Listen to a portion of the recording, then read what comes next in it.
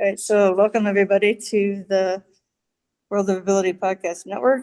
My name is Emily Gomer and am a podcast engineer here, and excited to bring you another episode of Choose Greater Health with our friend Paige.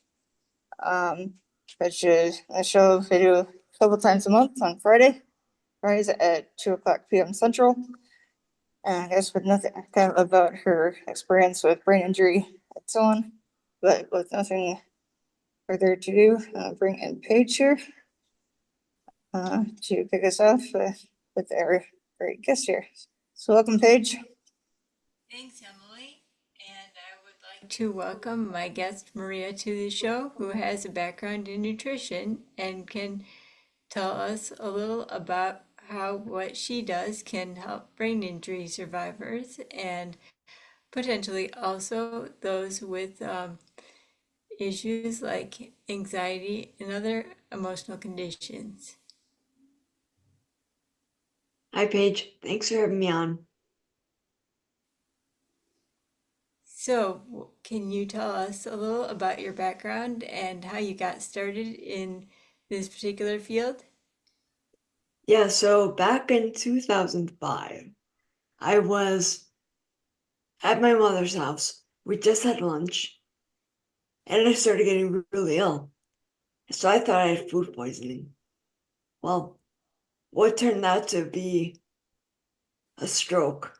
I got to the hospital. They looked me over, and they said, "Miss, we think you're having a stroke." And I thought, so much for food poisoning. But what's a stroke? I had no idea what that was because I was only 25 years old at the time, and that word was not even in my vocabulary.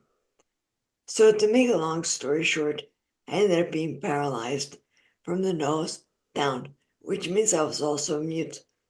For people that are familiar with stroke, there's a term called locked in, where basically you're locked in your own body, and that was the outcome of my stroke. And it took me, wow, a really long time to recover or get some semblance of a normal life. It all began with a slight movement of my right index finger, barely perceptible. For some of the time that I was locked in, doctors believed I was in a vegetative coma state. They didn't even know I could hear everything and I could see everything. They thought I was basically a vegetable. Yeah, unlike now when brain activity would be measurable. Probably I'm not familiar with all the new medical advances, but I'm sure it probably would, right? And so I ended up doing so many things to try to get better because after all, I was 25 and there was no way that I was going to spend the next 50 or whatever years I was going to live in that state. I was not functional, basically. So I did all kinds of things. I did stem cell injections, chelation therapy, hyperbaric oxygen therapy. I went to Germany for that. I did everything under the sun. I threw everything at it. I changed my diet. I played with macrobiotics, pescatarian, vegetarian. But after about 8 years, I plateaued. I was at maybe 70, 75% recovered. And I thought, okay, not too bad for having been basically dead. So I was just going on living. And in 2020, I saw an ad for a nutrition course. And I was automatically interested because I hadn't planned my diet for a number of years. So I gravitated towards that. Never in a million years did I think anything would or even could change. I thought this is now my life. Well, what ended up happening is that within 6 months of the course, I continued living the principles I learned. I recovered another 20%. And I finally got my life back. I finally got my life back after searching for it all those years. Time, money, research, all by changing my diet. And I already ate healthy, or what we are told is healthy. When I went through the program, one of the things I learned is, wow, Maria, maybe your diet is not as healthy as you thought it was. Because we are given information that's not entirely accurate. Yeah, that sounds really interesting and along the lines of what put my clinical anxiety into permanent remission after the brain injury. And what started that, I think, is 8 months of twice weekly neurofeedback sessions paired with upgrading my nutrition and changing my own diet. And I've been taking custom supplements based on functional lab work since about 2018, and I've in the last 6 months started seeing a naturopath, and I've been working on some detox protocols with her, and things are progressing. Yeah. So So, have you had any clients with similar issues, and how has your work also benefited them? so I haven't had clients that have suffered strokes. However, I've had many clients with various other conditions. I've had clients with gout, high blood pressure, diabetes, all either reduce or eliminate medications. And I'll give you one example in particular. There was a woman, she was in her 80s. She had been injecting insulin for 10 years. I think it was up to like 53 units. Within probably 8 to 10 weeks, she stopped injecting insulin, which she tried for many years. Doctors, nothing helped. So that was a big wow. And there was another client who came to me. He could barely even walk. He had an issue with sciatica, and he was in terrible pain.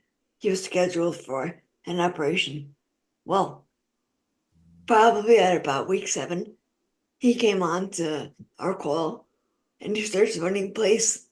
And he's like, "Look, Maria, I can run."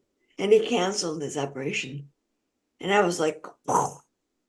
If somebody had told me that sciatica is related to food 5 years ago, I would Oh, have said, that's impossible. But now I know that food is the foundation of everything. Everything.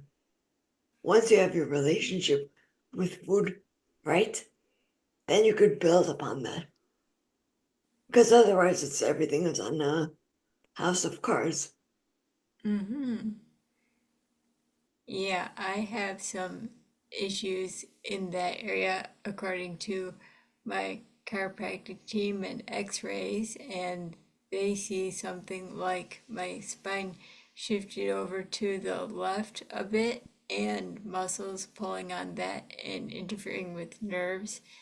And so we're working on a treatment plan for that. And I've also recently been taking more omega 3s, and I wonder if things like that could be of improvement to my situation. On the medical end, I can't give an opinion. However, I know that by getting the proper nutrition and by having the right hydration, every condition gets better.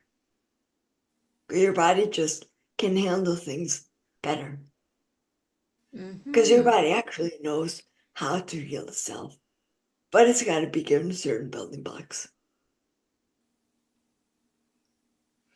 Yeah, my injury happened when I was 32, actually, and I've been on Xarelto since then for the better part of 9 years. And what I'm also working on is ways to improve things hormonally without the Xarelto side effects and less of that going on.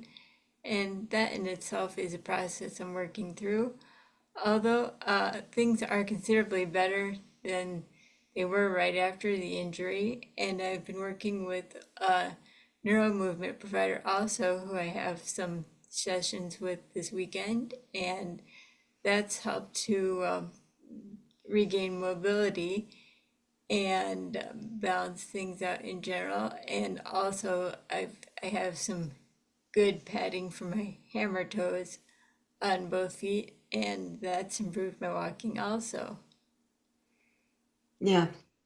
I mean, I have to say, I did everything I could to get better, just like you are. Different treatments, different things, but nothing helped me as much as that change in nutrition.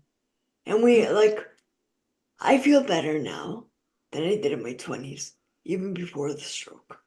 And that's a tall order. I have a level of well-being now that I didn't even know was possible, Is it a ever. particular type of nutrition protocol? Yes, it is. And it'd be very easy, well, not easy, because I'd be explaining 3 months of a program in like 5 minutes, and that's very challenging. That's not really possible.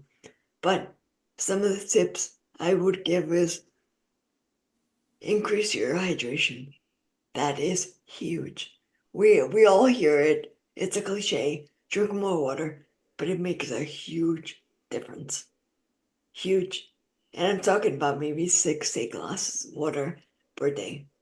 It really does make a difference. And I was resistant when I was told drink that much. I thought, I'm not thirsty, I can't drink that much water. And then when I finally tried it, I'm like, holy cow, I have so much more energy. This really is helpful. So, Mm-hmm. And what does your initial evaluation with clients look like the first time they see you? well, I do everything basically online. So I don't meet clients because they're all over the world, really. But normally they tell me a bit about themselves and what their goals are.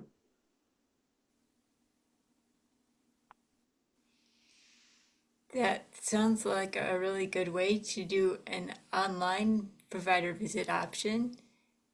And have you been doing that for a while? Oh, yeah, I've been online since I started. We were online before COVID.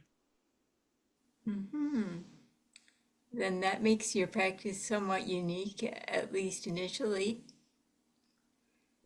Yeah, and it's not really like a medical practice, and I can't medically evaluate anyone because that's not my training. I just follow a certain protocol. Mm-hmm. And that's somewhat like what I do, where I just, from a basic conversation, can refer others to the appropriate resources. Brilliant.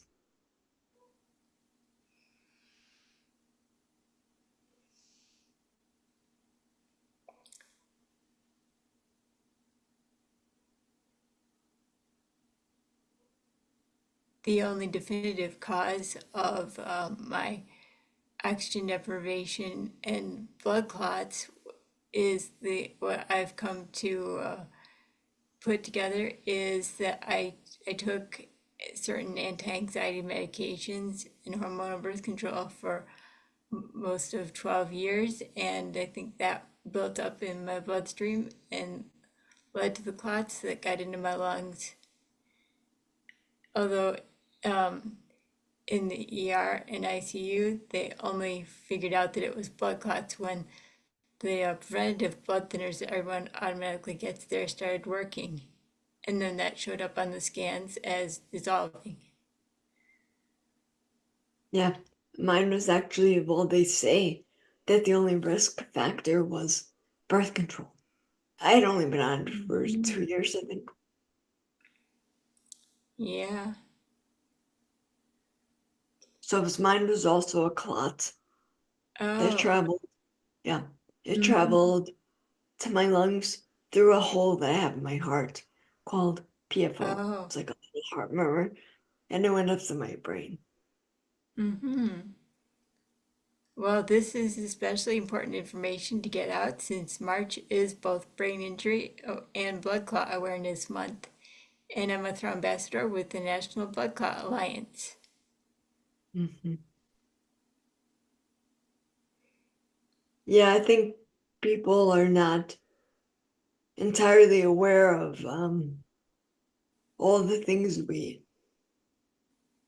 put on in our bodies that we think are not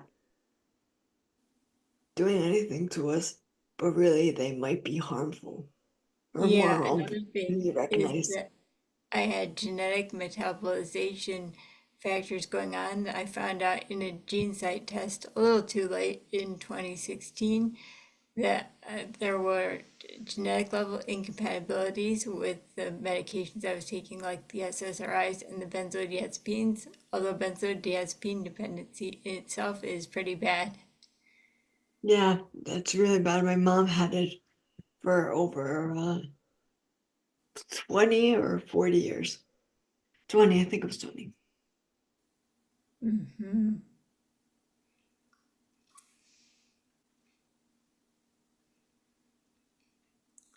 Well, self advocacy is always a huge part of things for sure in getting the best treatment and a good relationship with your providers. Yes, it's true. So, where can other brain injury and blood clot survivors find a provider like you to work with? So right now, the best place to find me is on my website. That's where you can get in contact with me, or you can also find me on Instagram. But let me start with my website. My website is Genuinely Maria. So GENUINELY Maria.com. And then on Instagram, I'm genuinelymaria.wf.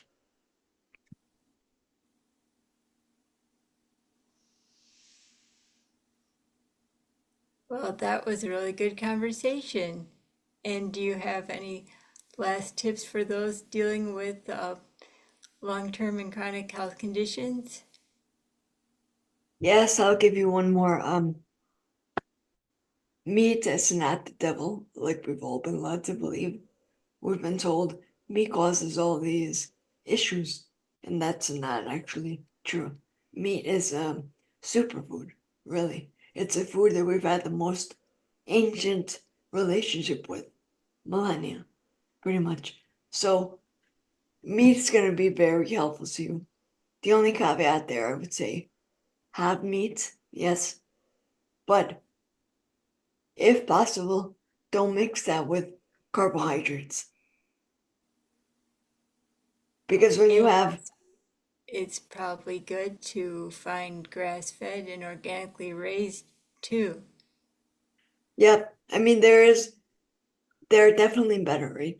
What I like to say is do the best you can with what you have, because even conventional meat that you buy at the supermarket is going to be better than all the other things you could buy at the supermarket. Even though it's not ideal, it's still healthier than all the other products in the supermarket.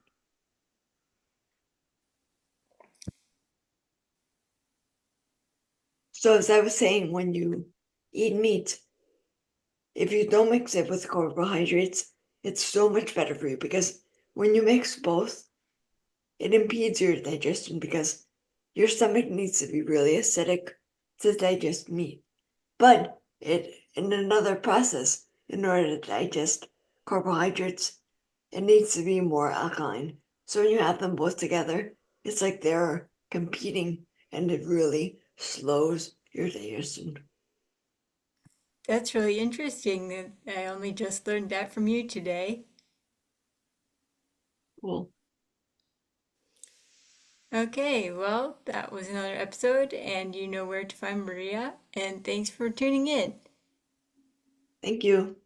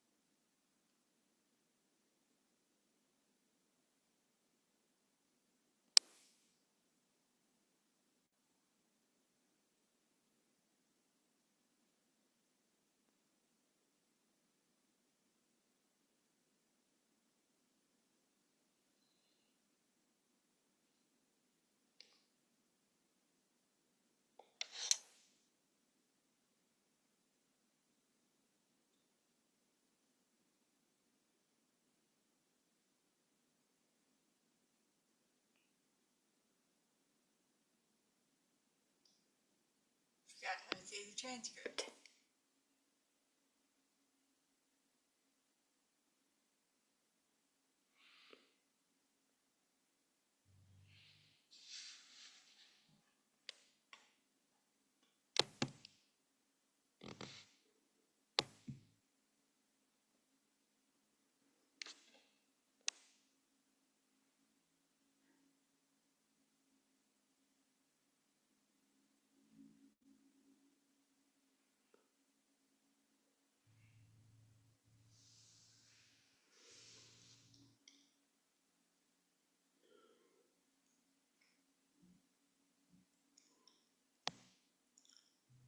Oh, there's the button. Okay, got it.